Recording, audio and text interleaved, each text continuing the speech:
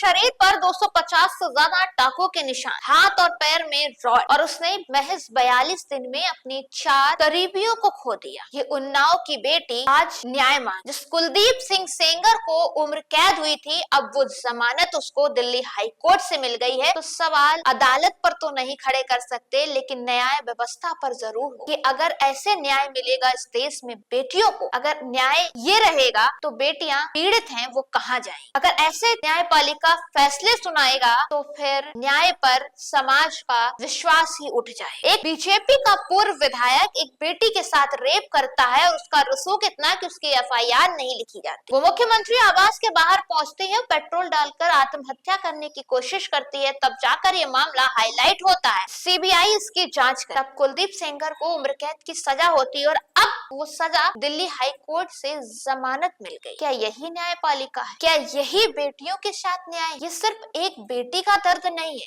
ये हर घर में बहन है, हर घर में बेटी है। इस फैसले से तो हर घर में सवाल होना चाहिए कि आज उन्नाव की बेटी है, कल कहीं आपकी बेटी ना हो, तब क्या करते? तब भी क्या आप ऐसे चुपचाप बैठे रहते? तब भी क्या आप कहते कि कोर्ट का फैसला है? एक बेटी जो न्याय के लिए इंडिया गेट पर बैठ गई कि मुझे अब सहारा कौन दे, मेरी सुरक्षा कौन करेगा जब कुलदीप सिंह सेंगर बाहर आ गया, मुझे जान का खतरा है। जिसने एक केस ना हो उसने अपने 4 करीबियों को खो दिया और अब वही व्यक्ति बाहर आ जाए तो उसको कितना बड़ा खतरा होगा। और जब वो धरना पर बैठती है, जब वो जस्टिस मांगती है अपने लिए, तो दिल्ली पुलिस उसको ऐसे उठाती है जैसे कि उसने कोई मर्डर कर दिया, कोई जघन्य अपराध कर दिया हो। पीड़ित को ऐसे उठाकर ले जाती है। ऐसे तो पूर्व विधायक कुलदीप सिंह सेंगर को भी पुलिस ने हिरासत में नहीं लिया। मतलब यहाँ से फैसला ये है, यहाँ से एक चीज साफ हो जाती है कि अगर आपके पास पैसा और रसूख, पॉलिटिकल पावर है तो आप कुछ भी कर लीजिए, न्याय भी आपके पक्ष में होगा। और अगर आप गरीब हैं तो आप चाहे जितनी आवाज उठाते रहिए, आपको न्याय नहीं मिलने वाला है। कोर्ट के फैसले पर तो कमेंट नहीं कर रही हूँ, लेकिन जो समाज में कोर्ट का फैसला